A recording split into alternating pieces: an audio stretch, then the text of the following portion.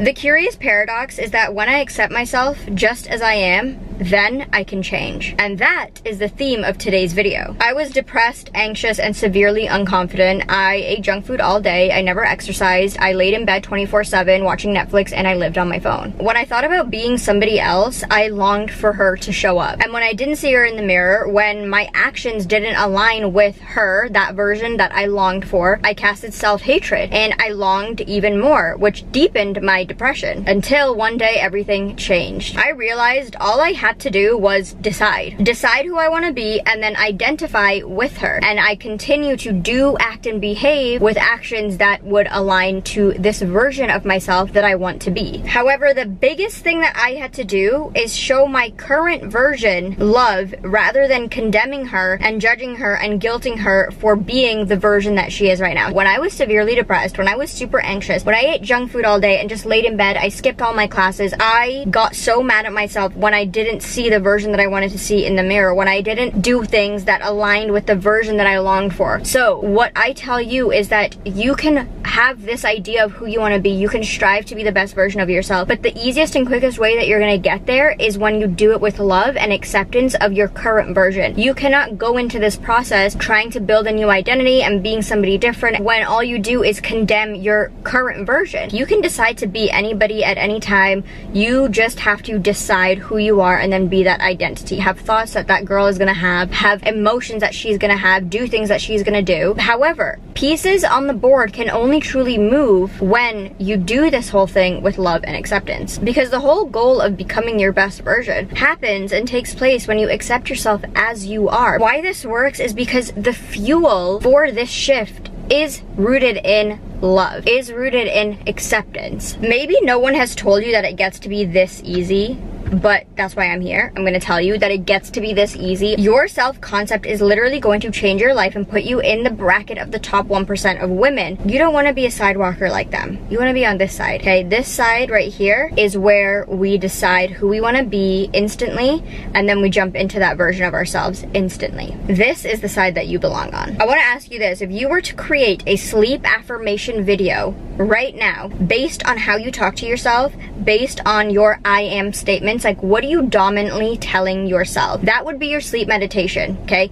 Is that something that you would want to go to bed with every single night and program back into your mind night after night after night? Is it a positive sleep tape? Or do you think right now you are in the point where your I am statements are not very great? They are not something that you would actually choose to go to bed listening to at night because they're probably quite negative. That is what you have to identify right now, because then we can bridge the gap. Let's talk about micro versus macro self-concept. This has to do with your everyday minute-by-minute thoughts. That is micro self-concept. Macro self-concept is just an overarching, general, broad sense of, yeah, I'm loved, yeah, I'm lovable, yeah, I'm worthy, yeah, I like myself. That is very general, that's broad, that is macro. Your micro self-concept determines your macro self-concept, because if you have an overall sense of love for yourself, but minute by minute, you're condemning yourself, you're judging yourself, you're criticizing yourself, you're saying, how stupid could I be? Why did I do that? Shouldn't have said that. When are you gonna get better? Oh my God, it's never gonna happen for me. That is all micro, that is all chatter that you're always telling yourself. That is your inner dialogue, and that is what makes up your overarching self-concept. You can't have love for yourself, but then talk negatively about yourself. That means that your micro self-concept is not aligned with your macro self-concept. You cannot, there's no way, it's inconceivable to have self-love on a macro level if you don't have it on a micro level, because your micro self-concept makes up your dominant macro self-concept. Your everyday thoughts, your every second thoughts, minute by minute, are deciding the future of who you are and what you are going to experience. If on a moment by moment basis you are saying, oh, I'm so stupid, oh, why did I do that, oh, I left my keys at home, I'm such an idiot, oh, how could I forget that at the grocery store? Is that positive? No, it's not.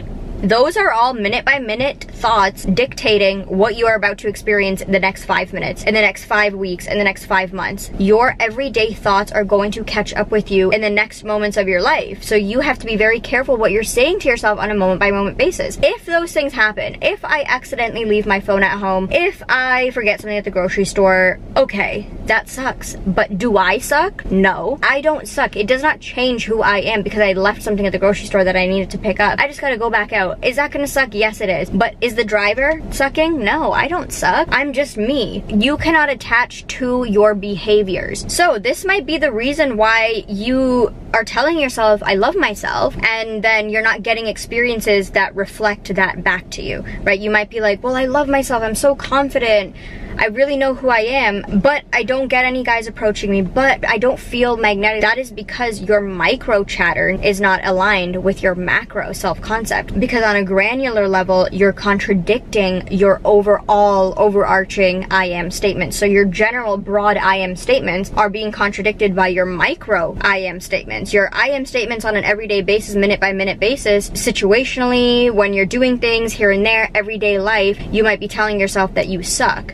But on a macro level, you're like, I am lovable, I am worthy, I am great. But it's a contradiction. So you're not receiving the benefits of this beautiful self-talk. So this is your sign to observe and monitor your micro self-talk.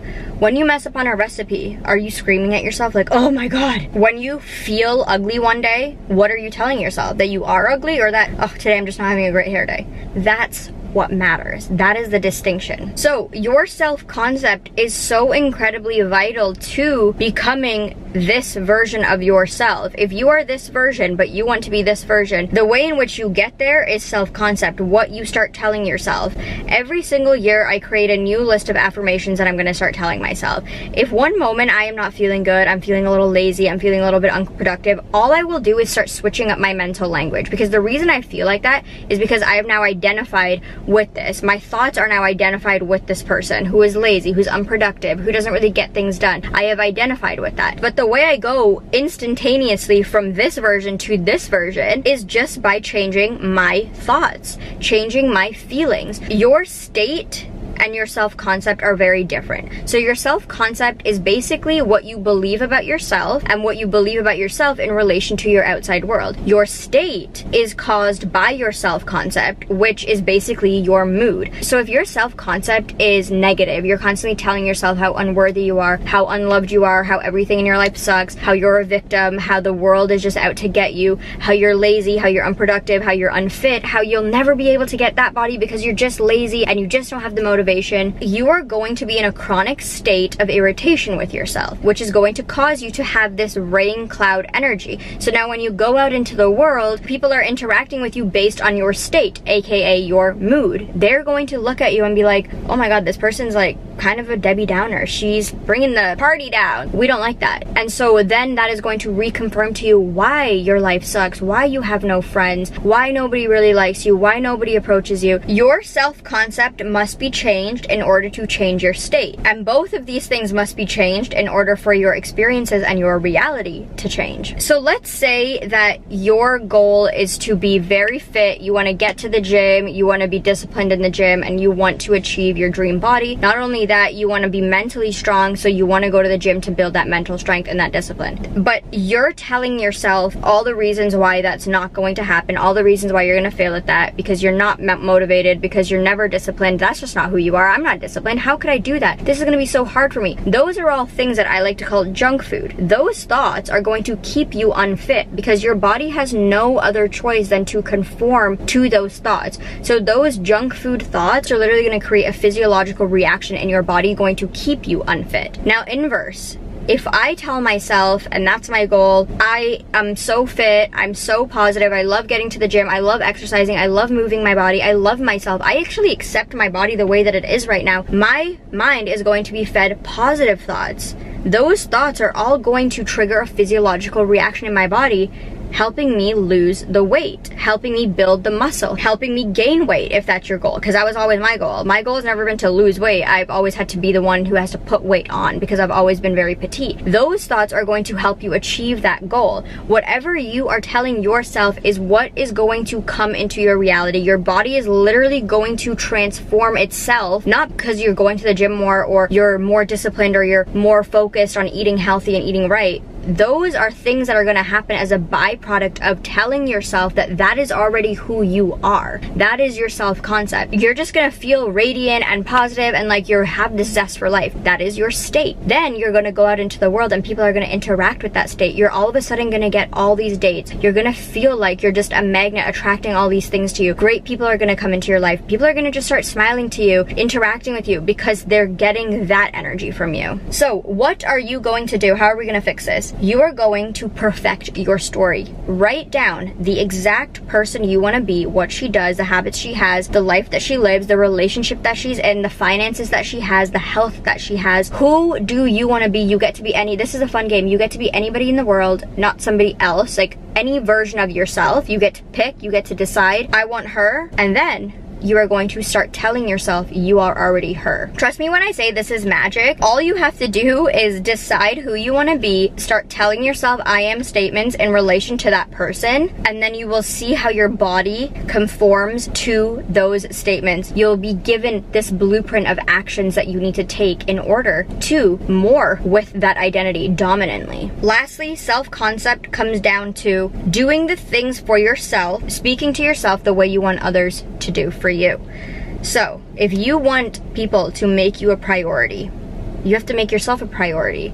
If you want people to talk to you in a respectful manner, you have to talk to yourself in a respectful manner. This is all called the circulation of energy. What you are circulating in your life energetically is going to come back to you. If you are practicing self-love, self-respect, self-worth, you are very kind with yourself, you're compassionate, you still take accountability, and you have a personal responsibility to do that, but you're still doing it in a very nice, gentle way with yourself, you're going to receive that from somebody else. That is the circulation of energy in your life, so you're only going to attract that back to you. If you do the opposite of that, you are going to attract that. To keep your circulation of energy favorable to you, you have to think of yourself as a majestic being who deserves everything, and you must see yourself in relation to others as valuable. If you like this video, subscribe down below, check out the links in my description box for courses, and I will see you in my next one. Bye!